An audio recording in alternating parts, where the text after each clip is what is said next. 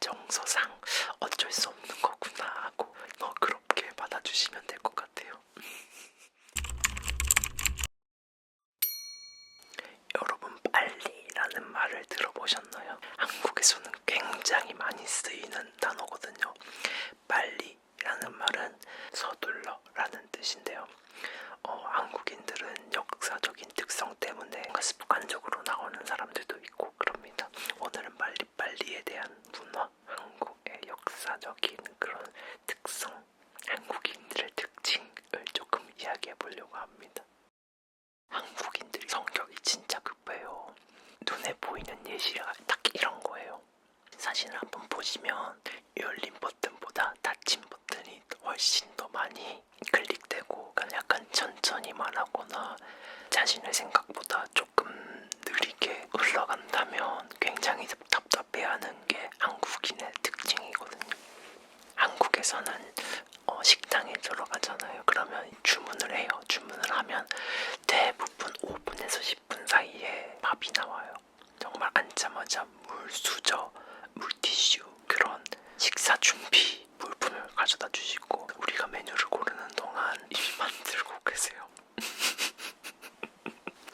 그래서 이제 주문을 딱 들어가면 5분 정도면 돼. 5분 정도 안에 저희한테 음식을 주죠.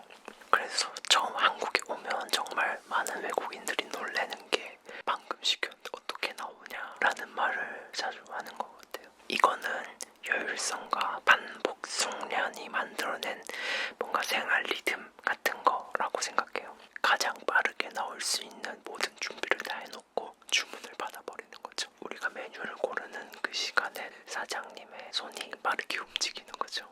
그렇다고 해서 그 사장님이 준비하시는 메뉴를 고를 필요는 없어요. 여기서 부담을 가지시면 안 돼요. 왜냐면 그 사장님들은 경험상, 데이터상 이걸 시킬 것 같다라고 예상을 해서 미리 만들어 두시는 거지 절대 강요 같은 건 아니에요.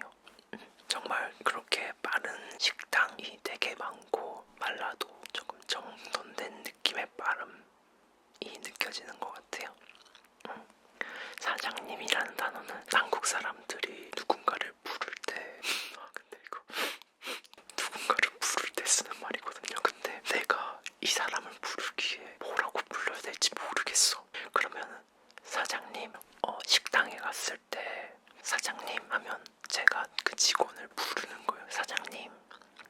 사장님 뜻은 그 매장의 주인을 뜻하거든요.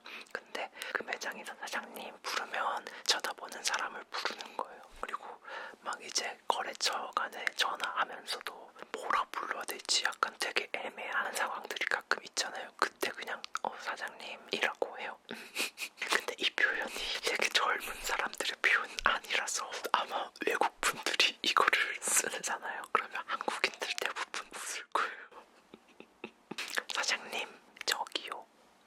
그리고 두 번째는 당일 배송이에요. 인터넷에서 저녁 7시에 물품을 시켰어요. 그러면 다음날 새벽에 와 있어요. 그러면 거의 12시간 안에 이미 도착을 한 거죠. 주문을 하고 12시간 안에 우리 집 앞에 갖다 주는 거예요. 그리고 오늘 아침에 주문한 물건이 오늘 저녁에 도착을 해요. 정말 말도 안 되게 빠른 속도죠. 그건 좀 과장 아니냐라는 말을 하실 수도 있는데 이미 한국인들은 그런 생활에 약간 익숙해져 있어요. 그래서 당일 배송이 아니면 안 사는 경우도 있어요. 네. 밤 11시에 주문하면 아침 7시쯤에 집 앞에 나가면 그 물건이 도착해 있고 아침 7시쯤에 4시 정도만 돼도 도착이 돼 있어요. 이거는 근데 단순히 성격이 급해서라기보다는 굉장히 체계화돼 있고 시스템이 정교하게 맞물려 있다는 뜻으로 보이기도 해요. 택배차가 저희 집 앞에 도착을 해요. 그러면 기사님이 배를 눌리지 않고 그냥 집 앞에 슬며시 놓고 다시 가세요. 그러고 저희 핸드폰에 남겨두죠. 이미 몇 시에 물건이 배송 완료되었다 라고 그렇게 메시지를 받으면 문 앞에 나갈 수도 있는 거예요. 한국에서 전국 어디든 택배를 보내잖아요. 그러면 1, 2일 내로 보통 다 도착해요. 그리고 이제 지하철, 이게 서울 지하철 노선도거든요. 정말 빽빽하게 차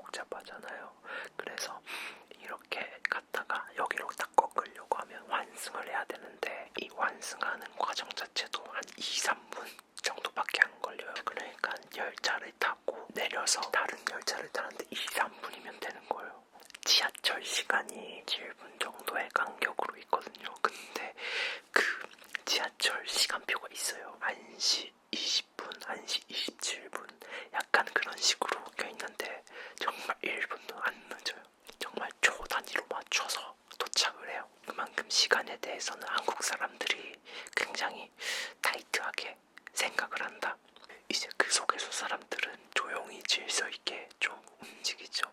급한데 시끄럽지는 않은 그게 한국식 발음인 것 같아요. 그리고 이제 지하철을 만약에 타게 되면 아침 오전 7시부터 한 9시까지는 출근 시간이라서 굉장히 사람들이 분주하게 움직이고요. 그리고 사람도 굉장히 많이 타요.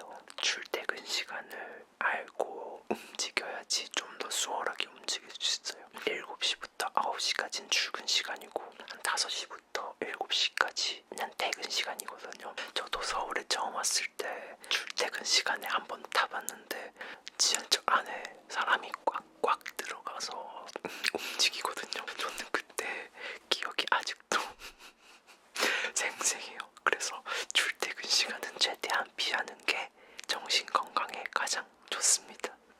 저의 고향인 부산은 그 정도는 아니거든요. 그래서 굉장히 충격을 먹었었던 그런 기억이 납니다. 기억하세요? 7시부터 9시, 5시부터 7시 이후나 그 전은 되게 복잡하진 않아요. 네. 주말에는 좀 다 어느 시간대든 평소 같다라고 생각이 들고, 근데 이제 이런 한국인들의 발음의 습관은 단순히 생활 습관이라기보다는 한국의 역사에서 비롯된 거거든요. 이제 1970년대 전쟁이 끝나고 빠르게 복구하고 성장하고 어떻게든 살아남아야 했기 때문에 정말 시간에 대한 효율성 그리고 빠른 일처리 그런 게 각인이 돼 있는 것 같아요. 누구보다 늦으면 안 돼, 누구보다 못하면 안 돼, 약간 그런 마인드가 장착이 돼 있는 것 같아요. 왜냐면 그런 시간을 겪었기 때문에. 그런 힘든 시간에 성장하기 위해서는 그럴 수밖에 없었거든요. 그런 시대의 감정이 아직까지도 이렇게 남아있는 게 한국의 발음인 것 같습니다. 물론 장단점이 있죠. 근데 이제 저는 되게 장점이라고 보는 거는 빨리빨리 해야 된다는 그런 생활 습관이 지금의 한국을 만들어낸 것 같아요. 네. 누구보다 좀 더 앞서가야 했기에 그런 환경이 이런 한국의 생활 습관을 만들어낸 것 같습니다. 그래서 한국인들을 만났을 때 아니면 한국에 놀러 왔을 때 누군가